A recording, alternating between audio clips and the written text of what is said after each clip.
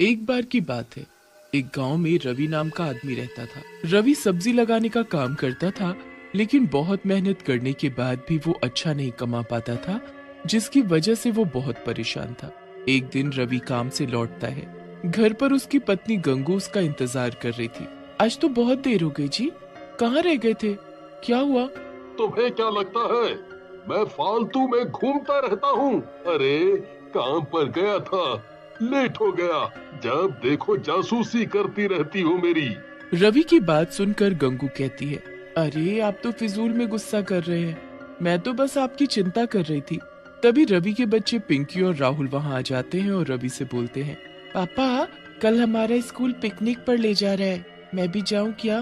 कहीं नहीं जाना है पिंकी, चुपचाप घर पर बैठो और पढ़ाई करो।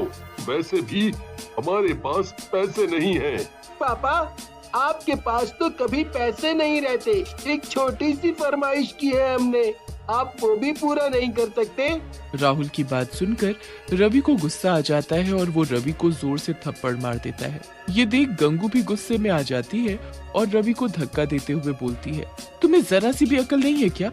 अगर तुम अच्छा नहीं कमा पाते हो तो इसमें इन बच्चों की क्या गलती है? अगर दोबारा मेरे बच्चों पर हाथ उठाए ना तो मुझसे बुरा कोई नहीं होगा। गंगू की बात सुनते ही रवि आग बबूला हो जाता है। मुझसे जुबान लड़ाती है, अभी मजा चखाता हूँ। लेकिन रवि गुस्से में गंगू को कुछ ज्यादा ही मार देता है, जिसकी वजह से गंगू बेहोश हो जाती है और मर जाती है। ये देख राहुल बोलता है, बस करें पापा, मम्मी बेहोश हो गई है। हम आगे से आपसे कुछ नहीं मांगेंगे, आप मम्मी को छोड़ दो। राहुल और पिंकी की बात सुनकर रवि रुक जाता है और नीचे गिरी गंगू के पास जाता है और उसे देखता है, लेकिन गंगू मर चुकी होती है। ये देख रवि डर जाता है। ये ये ये गंगू तो मर गई। मैं क्या करूं? पुलिस मुझे नहीं छोड़ेगी। मैं क्या करूं? अपनी मरी हुई माँ को देखकर राहुल और पिंकी गुस्से में आ जाते हैं। पिताजी, आपने ये सही नहीं किया, आपने माँ की जान ले ली। हम अभी पुलिस को बुलाकर आपको पकड़वाते हैं। राहुल की बात सुनकर रवि और भी ज्यादा घबरा जाता है और वहाँ से भाग जाता है। राहुल और पिंकी अपनी माँ गंगू के पास खड़े रोते रहते हैं। गांव वालों को राहुल और पिंकी कुछ नहीं बताते और गांव वाले गंगू का अंतिम संस्कार कर देते हैं। लेकिन रात में, राहुल भैया मुझे अकेले घर में बहुत डर लग रहा है और भूख भी लगी है।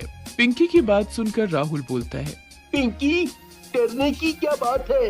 मैं हूँ ना, मेरे रहते तुम्हें चिंता करने की कोई जरूरत नहीं है। तुम रुको, मैं आता हूँ।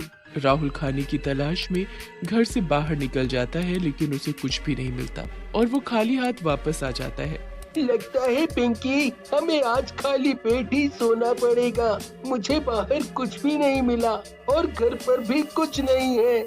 राहुल की बात सुनकर पिंकी बोलती है, तुम चिंता मत करो भैया, मुझे अब भूख नहीं लगी है। फिर राहुल और पिंकी सिर्फ पानी पीकर सो जाते हैं।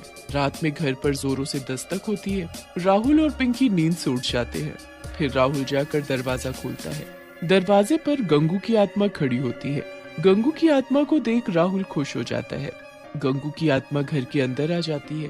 पिंकी भी अपनी माँ की आत्मा को देखकर खुश हो जाती है और गंगू की आत्मा से लिपट जाती है। गंगू की आत्मा भी अपने बच्चों को देखकर रोने लगती है और बोलती है, सही कहा मेरे बच्चों, मैं तुम्हें छोड़कर कहीं नहीं जा पाई और देखो भगवान ने भी मुझे वापस भेज दिया है तुम्हारे पास। फिर गंगू अपने पास से राहुल और पिंकी को रोटी देती है। दोनों भरपेट खाते हैं और सो जाते हैं। अगली सुबह गंगू राहुल और पिंकी को लेकर दूसरे गांव में चली जाती है और रूप बदलकर अंडे की रेड़ी लगाने लगती है। मैं उस गांव से तो बाहर आ गई हूँ भगवान, ताकि मुझे कोई पहचान ना सके। हे भगवान, मेरी मदद करना ताकि मैं अपने बच्चों को अच्छे से रख पाऊँ। फिर गंगू रोज अंडे की रेड़ी लगाती और अंडे और ऑमलेट बना बना कर बेचती। उसके ऑमलेट और अंडे बहुत ही ज्यादा स्वादिष्ट होते, जिसकी वजह से दूर दूर से लोग उसके पास आने लगे। गंगू बहन, तुम जो ऑमलेट बनाती हो बहुत ही स्वादिष्ट होता है। मैंने उतना बढ़िया ऑमलेट कभी नहीं खाया। हाँ। गांव वाले की बात सुनकर गंगू की आत्मा बोलती है, सही में भैया, लेकिन मेरे पति को तो मेरे हाथ का खाना पसंद नहीं है। अच्छा बहन, माफ करना, आपके पति को फिर कुछ नहीं आता जाता, उसे नहीं पता स्वाद का। हाँ। जैसे जैसे समय बीतने लगा गंगू की कमाई बढ़ने लगी और राहुल और पिंकी भी खूब खुश रहने लगे। लेकिन शायद उनकी किस्मत में ज्यादा दिन खुश होना नहीं लिखा था। गंगू से जलने वाले भी बहुत हो गए थे। एक दिन राणा नाम का दूसरा रेडी वाला अपने दोस्त काला से बोलता है, जब से ये गंगू यहाँ रेडी लगाने लगी है तब से हमारी बिक्री बंद हो गई है। पता नहीं मनहूस औरत लोगों पर क्या जादू करती है। मन तो करता है इसका गला दबा दूं। सही कह रहे हो भैया, चाहता तो मैं भी यही हूँ। जब से आई है हमारी तो कमाई ही बंद करवा दी। फिर काला और राणा गंगू को मारने का प्लान बनाते हैं और एक आदमी को गंगू को मारने के लिए बुलाते हैं। वो आदमी कोई और नहीं बल्कि रवि होता है, जो कि एक गुंडा बन चुका होता है। तुम दोनों चिंता मत करो, उस अंडे वाली की मैं भुर्जी बना दूंगा, भुर्जी। बस तुम दोनों बताओ कि वो कहाँ मिलेगी। फिर रवि काला और राणा की बताई जगह पर गंगू की रेड़ी के पास पहुंच जाता है और गंगू को पीछे खड़े होकर बोलता है, ए औरत, तूने मेरे दोस्तों का काम चौपट कर रखा है। आज तेरा आखिरी दिन है। आज के बाद तू कोई भी रेडी नहीं लगा पाएगी। रवि की बात सुनकर गंगू की आत्मा पलटती है।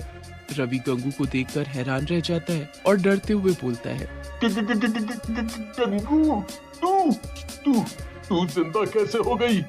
मैंने तो तुझे अपने हाथों से मारा था।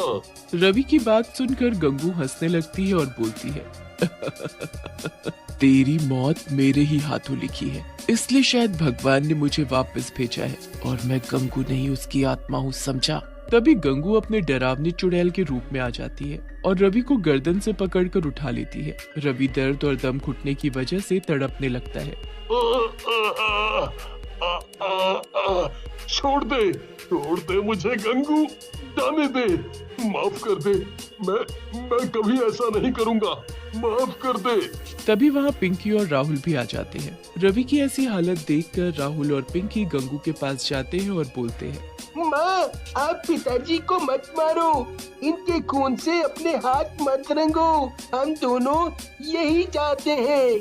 पिंकी और राहुल की बात सुनकर गंगू रवि को दूर फेंक देती है और बोलती है, देखा दुष्ट, तेरे इतना बुरा करने पर भी मेरे दोनों बच्चे तेरी जान बचाना चाहते हैं। जा, यहाँ से चला जा। लेकिन तभी वहाँ काला और राणा आ जाते हैं और पिंकी और राहुल को पकड़ लेते हैं और बोलते हैं, बहुत हुआ तुम दोनों का मिलन।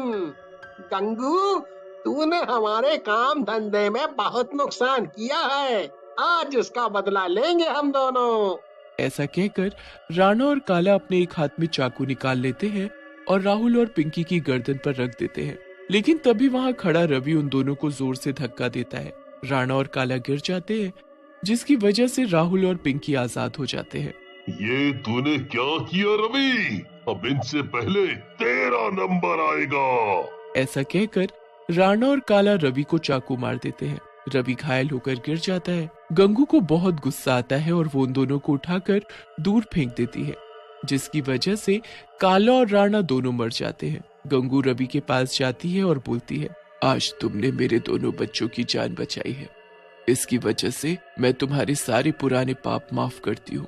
गंगू की बात सुनकर रवि रोने लगता है और बोलता है, मुझे माफ कर दो गंगू, मैंने बहुत बड़ी गलती कर दी, मुझे माफ कर दो। रवि की बात सुनकर गंगू बोलती है, तुम्हें मैं माफी तभी दूंगी जब तुम अपने बच्चों को संभालोगे और उनका ख्याल रखोगे। मैंने अपने दोनों बच्चों के नाम बहुत पैसा छोड़ा है और अब ये अंडे की रेडी तुम संभालो। मैं उनका पूरा ख्याल रखूंगा गंगू, और आगे से पैसों के पीछे भी नहीं भागूंगा, मेहनत करूंगा। हाँ, मेहनत। फिर गंगू की आत्मा वहाँ से गायब हो जाती है